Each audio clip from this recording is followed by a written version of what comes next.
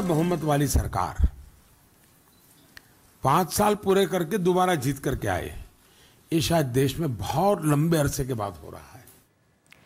Les plus grandes élections du monde se terminent aujourd'hui en Inde. Depuis des semaines, il y a près de 900 millions d'électeurs qui ont été appelés à voter pour le prochain gouvernement.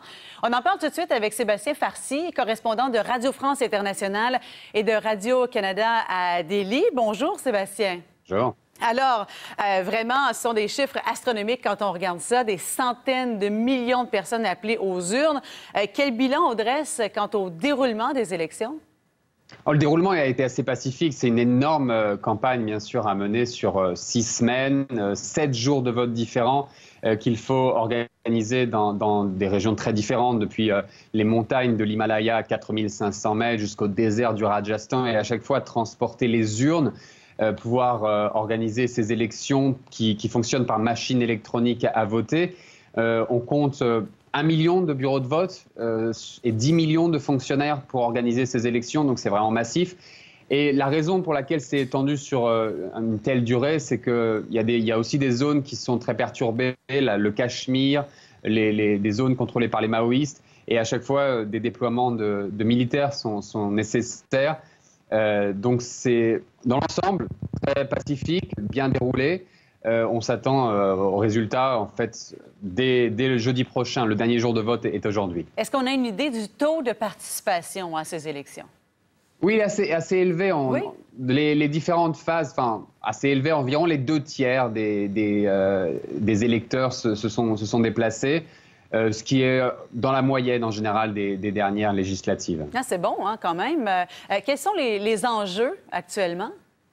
Les enjeux sont vraiment très binaires. D'un côté, on a un parti nationaliste hindou, le BJP, mené par le Premier ministre au pouvoir, qui a en fait changé énormément la politique indienne, la manière de faire la politique, ainsi que la place de la religion, replacer l'hindouisme au centre de la politique, ce qui n'était pas arrivé depuis 70 ans, depuis que l'Inde existe, en affirmant que l'hindouisme devait devenir la religion quasiment officielle de l'Inde, alors que nous sommes dans une république laïque aujourd'hui, favoriser toute l'introduction de l'hindouisme dans la société, réprimer énormément les musulmans, qui composent 13% de la population, et donc une politique très agressive qui a vraiment mené le BJP à favoriser des candidats très radicaux dans cette campagne.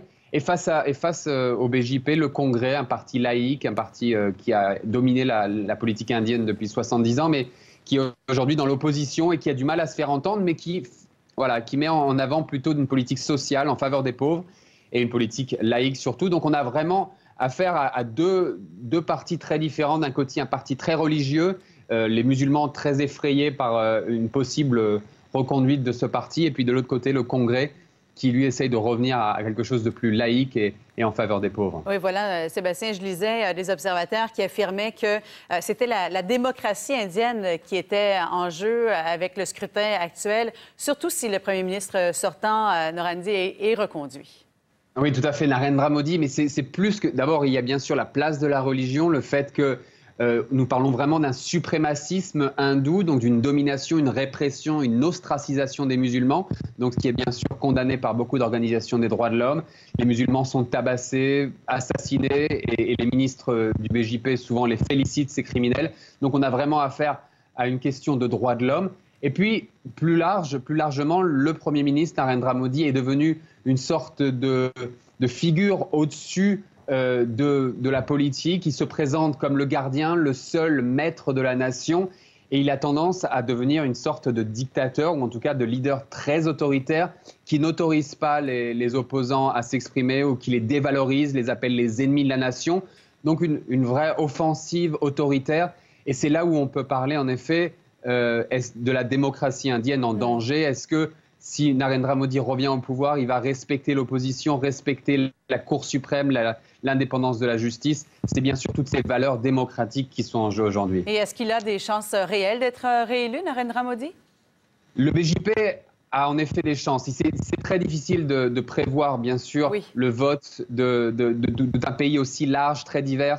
300 millions de personnes qui sont sous un niveau de pauvreté qui votent et qui décident à la dernière minute. Donc, Encore très difficile de faire quelques pronostics que ce soit, mais en effet, Narendra Modi, son parti semble favori, en tout cas pour obtenir une majorité relative, donc pouvoir former un gouvernement, mais avec quelle coalition? C'est là la question. À partir du 23 mai, à partir de jeudi prochain, on aura vraiment les résultats et on pourra dire est-ce que si le BJP doit former une coalition avec d'autres partis régionaux, est-ce que sa politique devra changer? Est-ce qu'il devra atténuer sa politique hindouiste, respecter plus l'opposition? C'est justement ce qu'espère tout le monde pour pouvoir atténuer cette politique suprémaciste. Aujourd'hui, le BJP a une majorité absolue à la Chambre, tous les pouvoirs. Donc aujourd'hui, on s'attend quand même à ce que le BJP réduise sa prise et son contrôle sur la Chambre.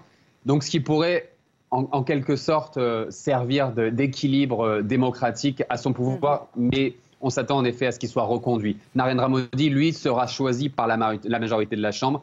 On ne sait pas si ce sera lui ou un autre leader du BJP, mais il est devenu tellement essentiel au BJP qu'il est fort à penser qu'il sera plébiscité par son parti, encore une fois. Très bien. Alors, dernier jour de vote aujourd'hui. Ensuite, on dépouille tout ça, les résultats, à partir de jeudi 23 mai. Merci beaucoup, Sébastien Farcy, d'être avec nous ce matin en direct de New Delhi.